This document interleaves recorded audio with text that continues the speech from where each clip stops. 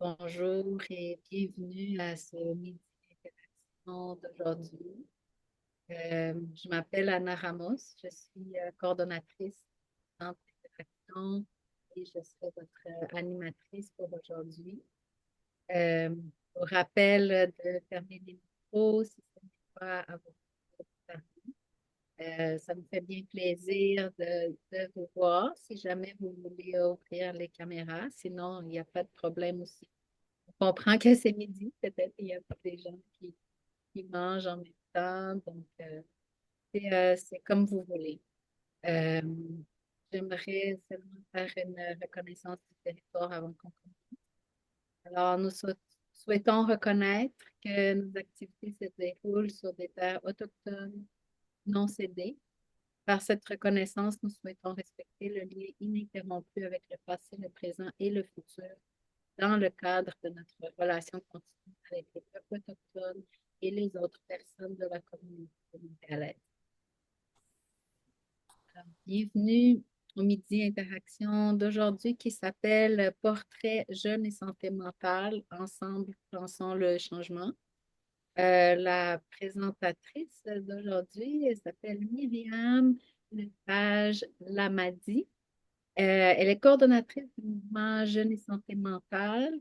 Elle a une riche expérience en intervention auprès de jeunes vivant diverses qualités ou en situation d'itinérance. Elle s'engage depuis plusieurs années dans la défense de leurs droits et milite pour une société plus équitable. Merci beaucoup d'être avec nous, Myriam, aujourd'hui. Ça me fait plaisir. Je vous présente aussi la personne qui va nous faire le commentaire de la présentation. Elle s'appelle Emmanuelle Coury. Elle est professeure agrégée à l'École de travail social de l'Université de Montréal. Travailleuse sociale de formation, elle a travaillé en clinique et en gestion dans différents services de psychiatrie. Ses recherches portent sur la manière dont le langage, les relations sociales et les idées que nous avons sur la santé mentale influencent la pratique du travail social. Juste avant de passer à notre présentation principale, j'aimerais juste faire un mot sur le prochain midi interaction et sur le centre interaction aussi. Donc, la prochaine activité du midi d'interaction il se déroulera le 29 avril à midi, comme d'habitude. Ce sera une conférence de M. Yves Couturier, qui est professeur au département de travail social à l'Université de Sherbrooke. Euh, le titre est Le Transilab 6 Laval-Rosa, un dispositif ouvert pour améliorer les transitions de soins aux personnes vivant avec un trouble neurocognitif majeur.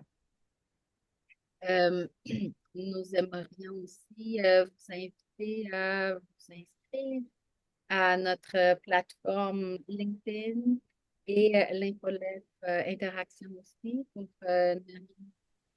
Alors, on va vous mettre le lien pour vous inscrire au prochain midi d'interaction et à ces deux canaux-là sur le chat. Euh, donc, j'aimerais Non, la source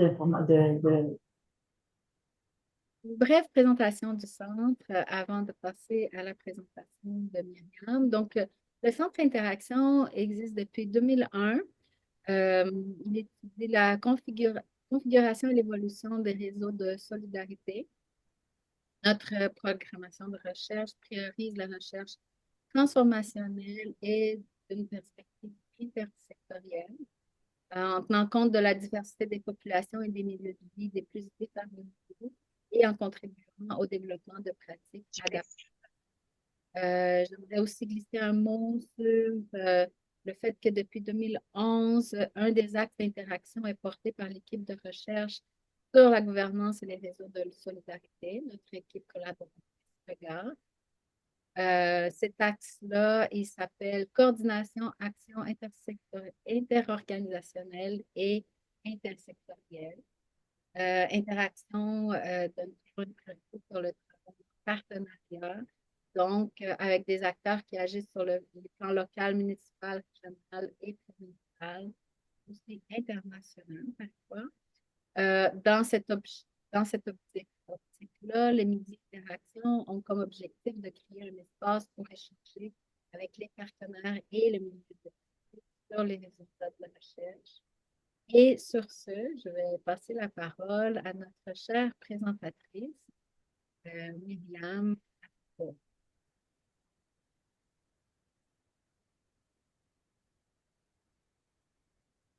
Je vous partage mon écran. Est-ce que ça fonctionne bien? Oui, Oui, Oui, parfait. Je vous vois pas, donc merci d'avoir répondu de façon sonore. Donc, bonjour, ça me fait vraiment plaisir d'être là aujourd'hui. Je viens de présenter là, les résultats d'un projet qu'on a fait qui s'appelle le portrait jeune et santé mentale. Ensemble, pensons le changement. Je vais vous présenter plus en détail rapidement qui on est et euh, l'essence du portrait, là, donc par la suite, mais je voulais commencer en disant qu'on flippe un petit peu le script aujourd'hui. Là. Je sais que d'habitude, c'est plus des recherches formelles qui sont présentées, puis il y a des gens de terrain qui commentent. Aujourd'hui, c'est une consultation terrain qui s'est transformée en quasi méga recherche en cours de route et qui sera commentée là, par Emmanuel tout à l'heure, là, qui est une chercheure. Fait qu'on a on a un peu twisté la formule. J'espère que vous allez trouver ça tout aussi intéressant. Donc, je commence en vous présentant le mouvement Jeunes et Santé mentale, qu'on appelle affectueusement le MJSM. C'est un mouvement citoyen jeunesse qui a été fondé là, en 2016 et qui est soutenu par des regroupements nationaux, mais dont les instances décisionnelles sont majoritairement des jeunes. Donc, on est en gouvernance collective à différents niveaux avec des jeunes et toutes nos instances décisionnelles sont en majorité jeunes. C'est une autre énergie de comment on travaille et de comment on fonctionne. C'est super intéressant. Notre objectif global, c'est de favoriser la lutte collective par, pour et avec les jeunes contre la médicalisation des difficultés des jeunes. Là, je prends toujours le temps de clarifier que contre la médicalisation, ça ne veut pas dire contre la médication, ça ne veut pas dire contre les diagnostics, c'est pas ça. C'est contre l'idée que la réponse médicale serait la seule à donner à tous les types de difficultés au niveau de la santé mentale des jeunes. C'est plus dans cet angle-là. Puis dans l'idée, on trouve que c'est dommage de voir tous les jeunes qui vivent des difficultés dans un contexte comme celui qu'on vit actuellement, comme des malades à guérir ou des gens dont il faut gérer les symptômes, bien que ça fait aussi partie là, de l'éventail existant. Donc, ça, c'est le background de cette consultation-là, dans le fond. C'est les jeunes qui ont souhaité qu'on aille questionner d'autres jeunes. Donc, on part de là. Donc, les objectifs du portrait. Initialement, excusez-moi, je veux juste, j'ai accroché mon truc. Donc, les objectifs du portrait, initialement, là, je vous ai mis ici les trois objectifs formels qui est de mieux comprendre les enjeux et besoins des jeunes en santé mentale, de mettre en évidence les leviers et solutions collectives pour répondre à ces enjeux et de construire la nouvelle planification stratégique du mouvement Jeunes et santé mentale. Mais l'objectif dans lequel ça a émergé, c'est vraiment le dernier. On voulait faire une planification stratégique. On a un moment de consultation. On s'est dit, voilà, à qui on consulte. Et les jeunes qui sont impliqués au mouvement ont levé la main pour dire, ça peut pas être juste les jeunes déjà impliqués. Il faut qu'on aille plus largement que ça. Si on implique juste les gens qui sont déjà là, bien, on va passer à côté des besoins des jeunes qui sont pas présents, puis on va continuer de les exclure de nos fonctionnements, puis euh, notre compréhension des enjeux. Donc, on s'est dit, OK, on va faire ça plus largement. Je vais être 100% franche avec vous. Plus largement, on n'avait pas réalisé ce que ça impliquait. On ne pensait pas aller aussi large que le résultat obtenu au final. Là. Ça s'est un peu fait tout seul en cours de route parce que finalement, le portrait, ce que ça implique, c'est 2 questionnaires en ligne, 44 ateliers qui ont été tenus et 8 focus group.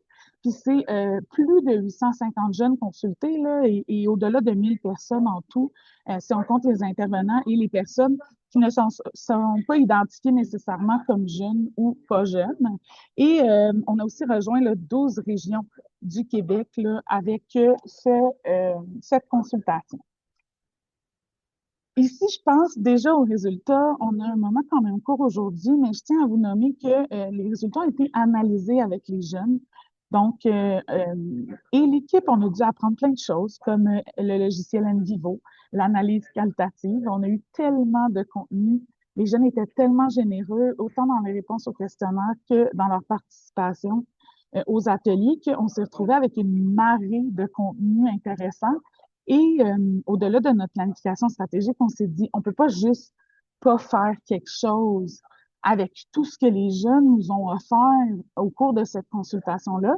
Et si on avait fait un rapport, on se serait retrouvé avec un rapport de 100 et quelques pages, ce qui fait pas de sens quand tu retournes ton contenu vers les jeunes ou vers des gens que tu veux qu'ils lisent, idéalement.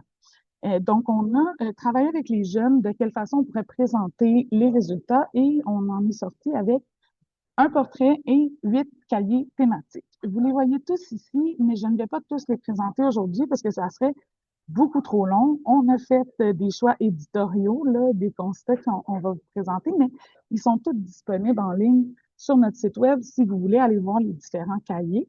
Donc, je passerai, si ça vous va, à la présentation plus des résultats pertinents pour aujourd'hui. Donc, les grands constats là, de la démarche, là, qui sont les contenus surprenants qui ont émergé du processus et non pas de ce que les jeunes nous ont dit eux-mêmes, ou en tout cas des choses qui n'étaient pas prévues dans comment on avait construit les questions et les ateliers. Il y a deux nouveaux thèmes, des thèmes qu'on n'avait pas dans notre discours. Le premier, c'est soutenir et être soutenu, c'est un enjeu collectif et c'est un enjeu essentiel. Peut-être que vous me direz pourquoi vous trouvez que c'était nouveau, pourquoi c'est dans les contenus surprenants. C'est que ce que les jeunes nous ont nommé, c'est arrêtez de nous parler des communautés d'appartenance. C'est vrai que c'est super important, c'est essentiel, mais on en a déjà dans beaucoup de cas. À tout le moins, là, vous savez, hein, je vous donne une majorité de résultats. C'est pas, tout n'est pas valide pour tout le monde, mais ça ressortait grandement. Et ce qui manque, c'est des soutiens plus concrets, plus logistiques, plus fonctionnels. Souvent, les jeunes nous nomment, nos réseaux sont en ligne, nos réseaux ont les mêmes difficultés que nous, les choses qu'on vit, nos amis n'ont pas la capacité ou nos familles parfois de nous soutenir là-dedans, puis on n'arrive pas à obtenir du soutien concret ailleurs. Donc ça, c'est quelque chose, là, nous, qui nous a beaucoup surpris, les jeunes nommaient dans qu'est-ce qui fait la différence majeure entre un épisode de difficulté psychologique ou de détresse qui va dégénérer et un qui ne dégénère pas à long terme. On s'attendait à des types d'approches, des types d'intervenants, des choses comme ça, puis c'est pas ce qui a émergé. Ce qui a émergé, la majorité des jeunes qui nous ont répondu à ça, c'était est-ce que quelqu'un peut me soutenir comme concrètement pendant que des choses vont pas bien? Là, quand je dis concret, je veux dire un 20$ qui manque pour un loyer, quand on parle des jeunes un petit peu plus vieux, de quoi s'équiper quand ils font la transition à l'âge adulte, la capacité de pas tout perdre si tu dois déménager parce que tu as vécu un épisode de détresse psychologique qui a impliqué, mettons, un séjour à l'hôpital ou une désorganisation plus intense. Ce genre de soutien-là qui fait que avoir un épisode de détresse aiguë ne fait pas que ta vie déboule puis tu perds tous les autres acquis que tu avais réussi à mettre en place. Fait que ça, c'est quelque chose qu'on n'avait pas envisagé, qui était vraiment très intéressant à recevoir comme information. La deuxième qui nous a surpris, c'est briser les mythes, ouvrir le dialogue et parler de santé mentale sans tabou ni jugement. Je ne sais pas pour vous, mais nous, on avait l'impression qu'on parle constamment de ça partout, notamment dans les écoles, dans les organismes communautaires, comme la santé mentale des jeunes, me semble que on entend que c'est la mode, les jeunes en parlent entre eux. C'est pas du tout ce qui a émergé dans les réponses des jeunes au portrait. Les jeunes nous ont dit, oui, oui, on utilise les mots dépression puis anxiété de façon un peu interchangeable dans des contextes un peu légers, mais si tu as des vrais enjeux avec des vraies conséquences, t'en parles pas. Quand ça devient sérieux puis que qu'il y a des impacts à tes enjeux de santé mentale ou à ta détresse, ben là, tu peux pas les partager. Il y a du jugement, il y a des tabous, il y a des conséquences négatives à exprimer des émotions moins agréables, moins positives, là. La colère, la détresse. Après une journée, là, les gens sont comme, OK, mais comme on est à l'école, c'est pas le temps. On est au travail, c'est pas le temps. On est là pour avoir du plaisir, même entre amis, c'est pas le temps. C'est un soir de semaine en famille, on n'a pas le temps. C'est pas le temps. Fait que les jeunes nous nommaient, au final, tu finis par tout garder en dedans puis brailler la nuit tout seul dans ton lit, là. Fait qu'on a beau dire qu'on parle de santé mentale constamment, les jeunes nous nomment que la façon dont on en parle, ça répond pas à leurs besoins puis ça donne pas l'espace qu'ils souhaiteraient avoir. Le point 2, c'est qu'on s'est rendu compte, ça je vous le dis rapidement, là, mais que parler des droits en santé mentale, c'est super cool, mais les jeunes dans nos ateliers nous disaient, OK, mais c'est quoi des droits? À quoi ça sert un droit? Fait qu'on était comme, OK, attends, on doit reculer. Fait que ça, c'est quelque chose qui était un constat qu'on était comme, OK, l'atelier qu'on travaille, mais on le travaille pas dans le bon sens. Il va falloir retourner à la table à dessin avec des jeunes, puis comme comprendre comment on peut parler des droits pour que ça fasse sens pour eux aussi. Et le troisième point qui a ressorti vraiment beaucoup, qu'on a de la misère des fois à bien présenter dans des présentations comme ça rapides parce que c'est dur à faire un point concis, mais c'est que il y a énormément de discrimination structurelle qui nous dépasse les jeunes, dépasse les intervenants, dépasse le mouvement comme organisation qui peut avoir des revendications puis des leviers. Beaucoup de jeunes nous disent des choses comme le système devrait fonctionner autrement. Je dois expliquer et défendre ma culture ou mon identité avant de pouvoir parler de mes enjeux. Je revis la même chose avec les professionnels que les affaires dans la vie qui génèrent des enjeux de santé mentale, qui ont l'impression de revivre les mêmes types de violences de type micro-agression. Je parle des jeunes, soit immigrants, des jeunes qui ont des cultures, des religions différentes, des jeunes LGBTQ+. Il y a quand même une bonne variété de jeunes qui nous ramenaient cette idée-là. Puis aussi que les gens ont l'impression que les services s'adressent pas tant à eux dans le système, puis que c'est toujours un peu à côté. Fait que bon, pour ce que ça veut dire un peu à côté, là, ils ont toutes des définitions différentes, mais ça revenait quand même beaucoup. Et ces enjeux et le comment les jeunes sont reçus et traités avec leurs difficultés là, sont revenus dans les résultats beaucoup plus que, mettons, des solutions, des leviers concrets, les temps d'attente, le type de service. Vraiment, là, dans beaucoup de réponses où on cherchait d'autres réponses, ou en tout cas, on partait avec la prémisse qu'on aurait d'autres types de contenus, c'est ça qui a émergé. Donc, ça nous semble quand même un enjeu majeur que les jeunes vivent quand ils veulent adresser leur détresse psychologique. Donc, ça, c'était global. Je vais prendre une gorgée d'eau, si ça ne vous dérange pas. Ma salive s'en va au fur et à mesure que je vous raconte ces choses. Donc, ici, vous voyez, là, c'est écrit numéro 5, c'est parce que c'est notre cahier numéro 5. J'ai choisi de mettre l'emphase sur celui-là parce que ça adresse quand même là, les enjeux au niveau des soins et services en santé mentale directement. Donc, je me disais que pour les personnes inscrites et le thème du midi, c'était possiblement là, un des sujets les plus intéressants dans ceux qui ont émergé.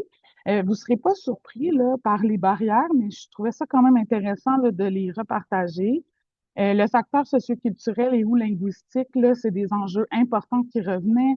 Le facteur géographique, là, dans les différentes questions, beaucoup de jeunes nous nommaient la difficulté de se rendre là où ils auraient à se rendre pour recevoir les soins et services qui sont disponibles pour eux. Même à Montréal, là, il y a des jeunes pour qui le déplacement, même quand mettons, le service, même quand le transport en commun est accessible facilement, c'est pas tous les jeunes pour qui c'est simple de l'utiliser pour se déplacer. Ça revenait quand même beaucoup. La distinction aussi beaucoup de l'accès, les services entre le privé et le public, là, on donnait à la fin du questionnaire une question qui disait est-ce qu'il y a, selon vous, des choses liées à votre parcours, votre identité, qui ont eu un impact sur votre santé mentale ou comment vous avez été accueillis? Et plein de gens nous disaient, je me considère extrêmement privilégiée, chanceuse d'avoir accès au privé.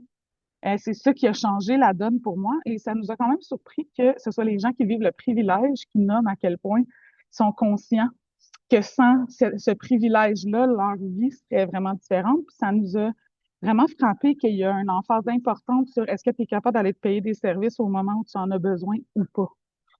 Ça ressortait beaucoup.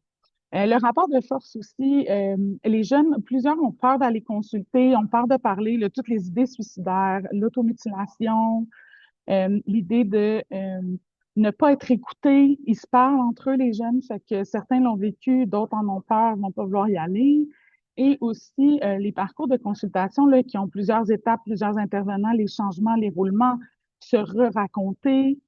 Donc, ça amène au prochain point qui revenait beaucoup, les retraumatisations, le traumatisme à multi et comme à force de, ça devient quasiment du traumatisme vicariat par toi-même. Là. Je ne sais pas comment le nommer, j'ai pas nécessairement le bon vocabulaire, mais le besoin de raconter tes expériences traumatisantes en répétition là, vient là, un moment donné comme faire que ton trauma est toujours activé. Là, il y a comme quelque chose là-dedans qui empire là, le niveau de détresse. Et aussi, la répétition, là, je le nommais dans la première slide, la répétition parfois de discrimination, de microagression là, au sein des services que les personnes vivent déjà là, dans la vie, qui ont déjà un impact sur leur santé mentale. Et ensuite, ben, bien sûr, ce fameux point, lui, on l'attendait, le temps d'attente, l'obligation du diagnostic, l'obligation d'être en situation de crise. Des jeunes nous nomment beaucoup, je suis trop en crise ou pas assez en crise. Il y a difficilement de milieu. Donc, soit je suis tellement en crise que ce serait comme l'hôpital ou le centre de crise, mais moi, je voudrais un service à plus long terme parce que mon état de crise se maintient dans le temps. Là. Il n'est pas comme. Nous, on est comme, oh mon Dieu, ton état de crise est là, mais les jeunes sont comme, oui, mais je vis là toujours. J'aurais besoin de comme un soutien qui se maintient, puis pas juste un moment ponctuel, ou sont pas assez en crise, donc les délais sont vraiment longs, ou les services qu'ils voudraient avoir ne sont pas accessibles tant qu'ils sont pas plus en crise. Puis là, ça fait qu'ils perdent des choses, des acquis dans leur vie, en attendant d'être assez poqués pour avoir un accès à certains services. Les conséquences de ces barrières-là sont multiples selon les jeunes. Errance médicale, trauma répété. On parle de spirale destructrice, là, c'est un peu ce que je nommais tout à l'heure, ce que j'ai nommé maintenant. Les jeunes disent, le problème, c'est que là, quand ça se met à aller vraiment mal, ben là, ils savent pas, soit le service n'est pas accessible, ils n'ont pas de soutien concret, puis là, ils se mettent, c'est ça, à perdre le cours qu'ils sont en train de faire, leur logement, leurs meubles, tout ce qu'ils ont entrepris, mettons, leurs acquis, fait que là, leur santé mentale va de moins en moins bien, puis leurs conditions de vie se dégradent au fur et à mesure. Puis aussi, il nomme qu'il y a des impacts socio-économiques là, qui perdurent après les crises de façon vraiment très importante. Là, ça revenait beaucoup chez les jeunes qui se sont exprimés. On n'a pas fait de portrait au début. Là, je vous ai pas nommé parce qu'on faisait pas des questions là, de comme quelles sont vos conditions socio-démographiques. Mettons, là, les jeunes avaient refusé qu'on ait ces questions-là là, dans les questionnaires et les ateliers, parce qu'ils ne voulaient pas avoir à cocher des boîtes, puis on comprend ça. Mais on sait quand même, de par nos observations, qu'il y avait un profil vraiment très, très varié de jeunes. Des fois, quand on nomme ces choses-là, les gens ont l'impression que c'est juste, mettons, des jeunes qui ont vécu de l'itinérance ou des jeunes qui sont extrêmement marginalisés, mais sur les 800 personnes, les 850 jeunes qu'on a questionnés, il y a beaucoup de jeunes qui ont des parcours relativement traditionnels, qui ont quand même fait ressortir ces barrières-là puis ces enjeux-là. Donc, on constate un élargissement quand même des jeunes qui vivent la difficulté à avoir accès aux soins et des conséquences négatives là, de ce non-accès. Mais bien sûr, on n'arrête pas sur les barrières. Le but de ce portrait-là, c'était de réfléchir des leviers puis des solutions que nous, on pourrait promouvoir. Donc, on ne vous laisse pas sur les enjeux que vous connaissiez probablement déjà. Ces solutions-là sont celles qui ont été nommées par les jeunes. Encore une fois, hein, on ne réinvente pas la roue, mais c'est intéressant de voir qu'il y avait très large consensus là, sur ces points-là, peu importe le profil de jeunes rencontrés. Donc, je ne voulais pas changer la slide, c'est un accident. Je voulais juste tasser la... Voilà, OK. Donc, les solutions que les jeunes ont sorties, là, il a placé le jeune au cœur des services là, en tant qu'expert de vécu. Bien sûr, là, vous allez voir, c'est décliné à plusieurs saveurs, mais ça revient beaucoup. Là, les jeunes se sentent beaucoup dépossédés, ont l'impression qu'ils ne sont pas impliqués, pas consultés, pas respectés dans beaucoup de services.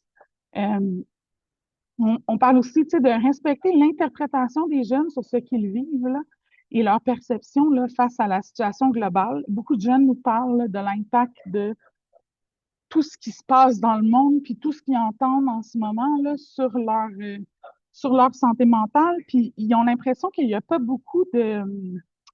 Il n'y a pas beaucoup de respect pour la sévérité de ça selon eux, puis la façon dont eux l'analyse, c'est pas beaucoup pris en compte par les personnes qui n'ont pas grandi nécessairement dans le même contexte.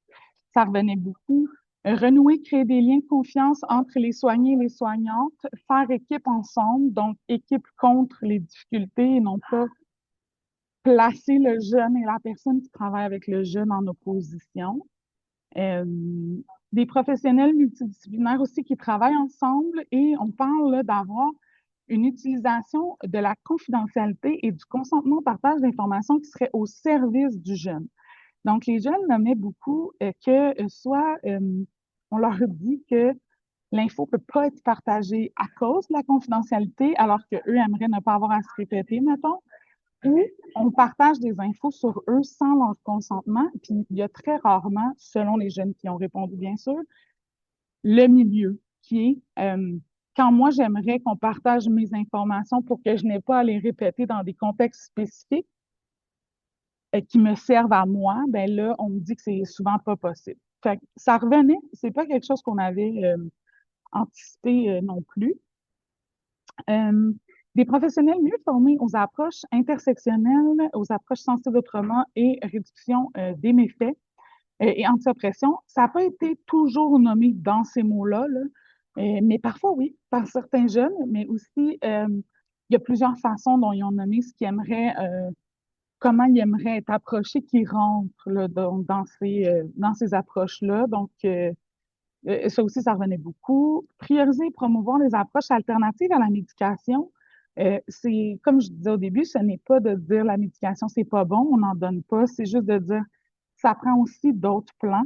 Il y a des choses qui ne peuvent pas être automatiquement réglées par de la médication.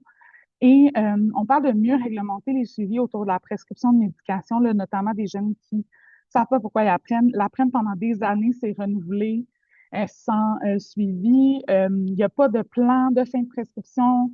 Ils vont recevoir des prescriptions à l'hôpital ou sans rendez-vous avec pas de stratégie par la suite. On a des jeunes qui viennent chez nous, ils ont 20, 21 ans, ils prennent la médic depuis qu'ils ont 15 ans, c'est la même médic. Les jeunes ne savent pas pourquoi, c'est renouvelé au fur et à mesure, etc. Là. Donc, il y a quelque chose dans comme quand on donne une médication, d'avoir comme un plan en tant que professionnel de la santé. Et mettre collectivement aussi de l'énergie sur l'amélioration des enjeux systémiques et les contextes qui affectent directement la capacité d'adresser les enjeux de santé mentale. Je sais que pour les personnes, quand on travaille directement en intervention, des fois, c'est difficile là, pour nous. On n'a pas tant de pouvoir sur ces enjeux systémiques-là, mais au minimum, les prendre en compte puis reconnaître qu'un jeune, mettons, qui est dans un milieu violent, dans un milieu qui ne reconnaît pas son genre ou son orientation, qui vit de l'insécurité alimentaire, de la pauvreté, de l'itinérance ou autres enjeux du genre, n'a pas toujours la capacité de faire les bons choix puis de mettre en place les bonnes stratégies dans un contexte adéquat pour améliorer sa santé mentale. Donc, des fois, les solutions puis ce qui est proposé puis comment on interprète le fait que les jeunes ne les font pas, ça prend pas en compte dans quel contexte le jeune doit tenter de prendre soin de sa propre santé mentale. Donc, le bout sur lequel peut-être en tant qu'intervenant, des fois, on a un peu plus de prise, tu sais, c'est de reconnaître ces limitations-là que le jeune vit puis de travailler avec. Donc, ça, c'est les solutions en termes d'accès et non-accès. Je me suis permis aussi là, de mettre ma petite slide sur le cahier au-delà de la déconnexion, là, sur la place des réseaux sociaux et du numérique là, pour les jeunes. Je sais qu'on a souvent beaucoup un point de vue plus négatif où on voit des recherches qui disent qu'il y a un impact important sur le cerveau du doom scrolling, de passer beaucoup de temps sur les réseaux, etc. Mais les jeunes nous nomment, ils sont conscients là, des limites, vous le voyez, là, au milieu, les limites au niveau de l'algorithme, au niveau du manque de représentation, etc. Mais ils voient aussi beaucoup de positifs. On n'avait pas de questions spécifiques sur les réseaux sociaux les espaces numériques dans le portrait, mais il y a quand même, ça a émergé à travers tous les autres sujets, cette place-là que le numérique peut prendre pour les jeunes. On parle là, d'y trouver un espace d'information, d'éducation populaire, de sensibilisation, donc on va s'informer, mieux comprendre. On parle aussi de représentation, d'expression et d'autodétermination des jeunes nous nommés J'avais jamais vu une personne grosse assumer comment elle s'habille. C'est comme ça que j'ai su comment tu pouvais t'habiller de façon plus masque pour des gens qui questionnent leur genre, par exemple. J'avais jamais vu vraiment d'autres personnes qui avaient la même couleur de peau que moi parler de tel type de sujet. J'en ai trouvé sur Internet, etc. Donc, il y a quand même ces espaces positifs-là qui existent au niveau des espaces numériques. Et le lien avec l'intervention, c'est que les jeunes aimeraient vraiment beaucoup voir plus d'interventions en ligne. Ils parlent là, de faire le lien entre les médias sociaux et les professionnels de la santé. Euh, donc, entre autres, on parle d'intervention en ligne possiblement, mais surtout pour les jeunes, ça serait l'idée là, d'utiliser le numérique et le présentiel comme un continuum, donc pas comme deux entités séparées. Je pense que, je sais pas pour vous, mais peut-être pour moi, souvent, je me dis les choses qui sont en numérique et les choses qui sont en personne, c'est comme deux affaires différentes. Puis quand on parle d'intervention en ligne ou d'utiliser le numérique, mettons, pour travailler avec les jeunes, ben, ça fait un peu en opposition des fois. Et eux nous nomment que pour eux, il n'y a pas d'opposition. Donc, ils aimeraient voir des choses qui se promènent entre le numérique et le présentiel parce que ça permet différentes choses, notamment là, dans les exemples qui étaient donnés par les jeunes. Euh, rencontrer, mettons, des intervenants une première fois, puis voir ça a l'air de quoi les lieux via visio, c'est beaucoup moins menaçant que de se rendre en personne dans un lieu que tu connais pas, avec des gens que tu connais pas, une énergie que tu connais pas, etc., une première fois en personne. Donc, ça pourrait être intéressant de pouvoir découvrir des personnes puis des espaces en visio avant de se déplacer, par exemple. Ou, mettons, au mouvement, nous, on fait nos comités de travail en visio puisqu'on a des jeunes de partout, mais on se déplace pour nos activités en personne. Donc, il y a un back and forth. Après, on retourne en comité de travail en visio. Ça avait été demandé par les jeunes d'ailleurs. On n'aurait jamais eu le réflexe de faire ça. Nous, après la COVID, on a dit, OK, mais on va-tu en personne, on retourne-tu en personne ou on reste en ligne? Puis les jeunes ont dit, est-ce qu'on préfère les deux, s'il vous plaît? Fait que ça l'a sorti dans le portrait, puis ça faisait sens pour nous. C'était moins surprenant, mais c'était quand même quelque chose qui revenait beaucoup.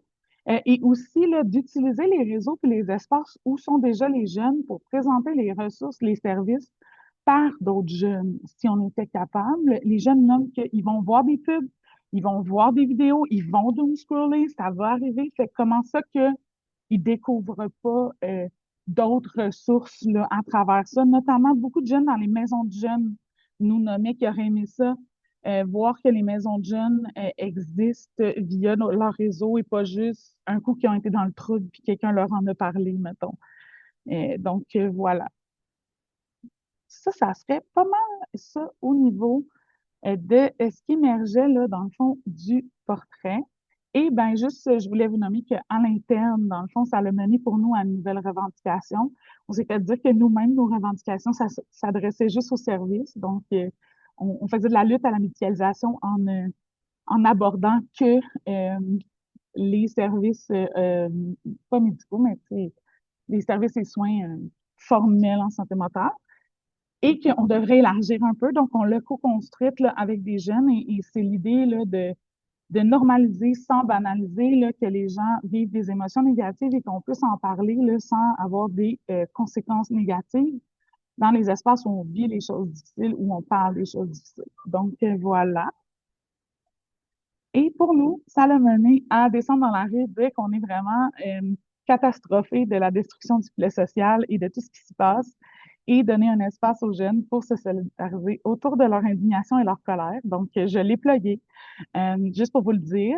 Mais ça émerge de toute cette démarche-là aussi, de dire on vient un sentiment d'absurdité, on se lève tous les jours, je mets mon uniforme, je bois mon petit café, puis il faut que j'aille travailler au Starbucks.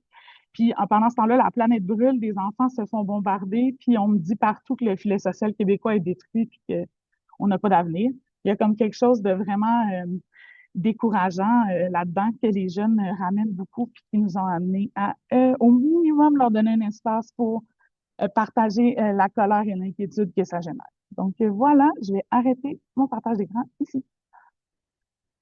Ça serait ça pour le bout de présentation pour moi. Merci, merci beaucoup, Myriam. Toujours un plaisir de t'entendre puis entendre les travaux du mouvement. C'est pas la première fois que Myriam et moi on présente ensemble. Mais c'est des dernières fois, j'ai présenté un projet de recherche dans lequel le mouvement est partenaire et Myriam a commenté et dans ce projet, en fait, nous avons travaillé ensemble dans des groupes de discussion avec des jeunes adultes ex-placés à la DPJ.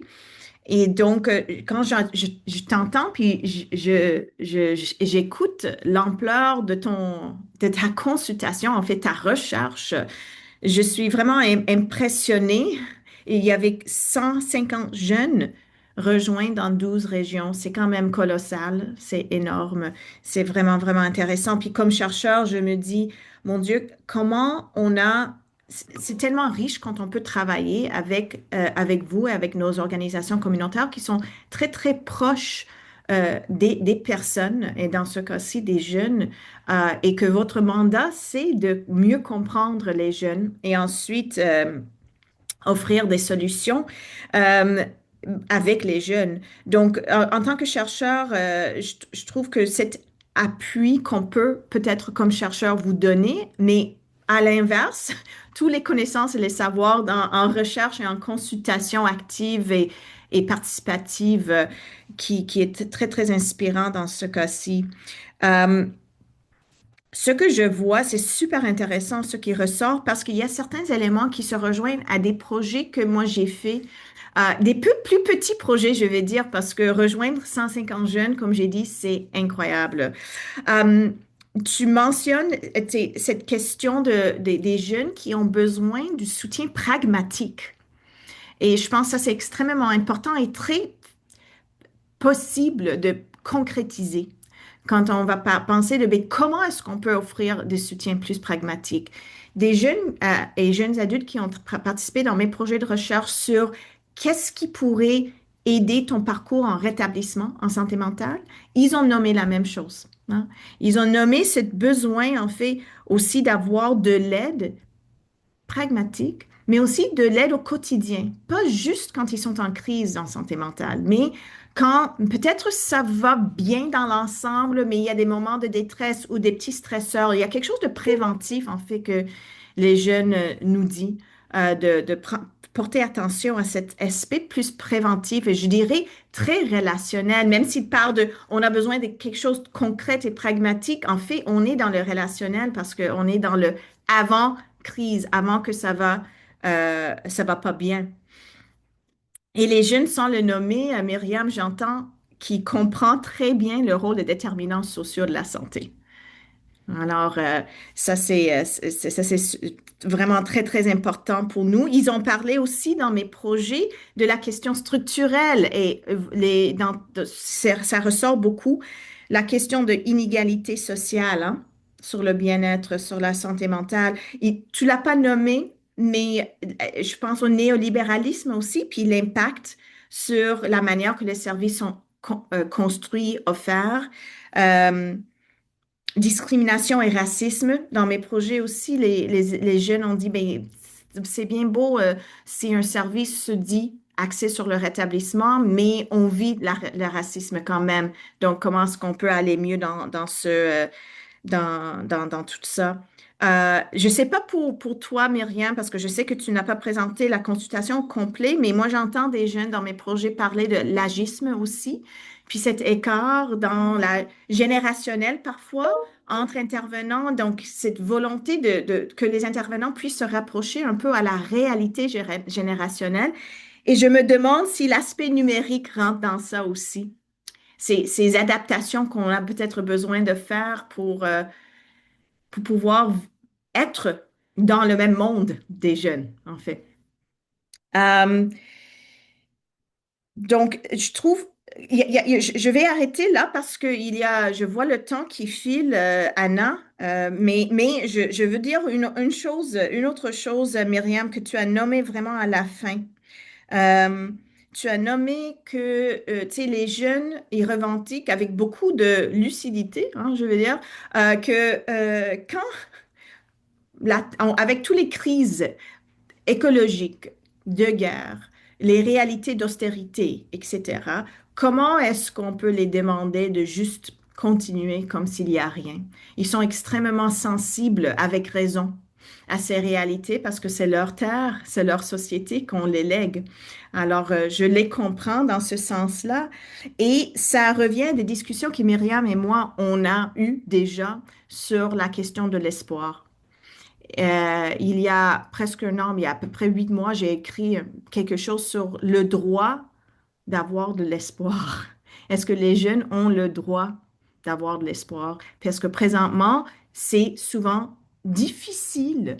Il y a un nom dans certaines recherches anglophones parle d'une catégorie ou une classification de jeunes de la génération Z, alpha, de no future youth. Donc des jeunes qui ne voient pas un avenir. Je pense qu'on a besoin de porter attention à ça, porter attention à l'importance de l'espoir pour nous tous et toutes. Euh, et donc, peut-être je vais arrêter là sur la question de l'espoir qui, je pense, rentre dans ces approches alternatives, dans ces approches anti-oppressives, intersectionnelles, qui sont difficilement quantifiées, hein. Donc, c'est des approches très relationnelles, mais très aussi axées sur des systèmes et agir sur des systèmes. Ça me fait penser à un chercheur qui écrit sur le rétablissement en santé mentale qui a dit, tu sais, pour être axé sur les paradigmes qu'on voit dans le rétablissement, l'espoir, le bien-être, l'avenir, la qualité de vie, ça se peut que des intervenants vont devoir être plus impliqués au niveau sociopolitique et éthique qui est habituel dans le réseau de santé mentale. Donc, et ça a resté avec moi, c'était écrit, ça fait déjà 15 ans. Donc, je pense qu'on fait appel à ces interventions, ces soucis des intervenants, peut-être plus en santé ou santé mentale, mais ces soucis plus sociopolitiques aussi. Donc, merci beaucoup, Myriam. Et Anna, je passe la parole à toi.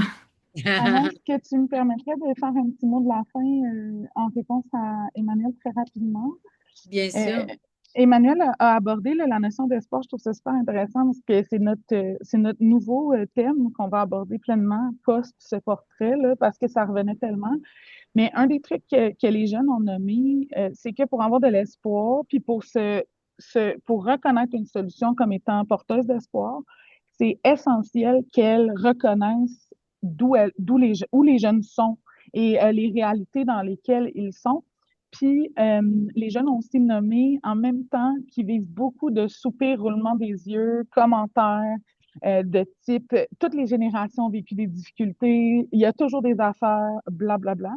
Fait que je voulais juste lancer ces deux choses-là que j'ai pas nommées peut-être dans la portion vraiment très restreinte d'informations du portrait, mais que Emmanuel a ouvert la porte.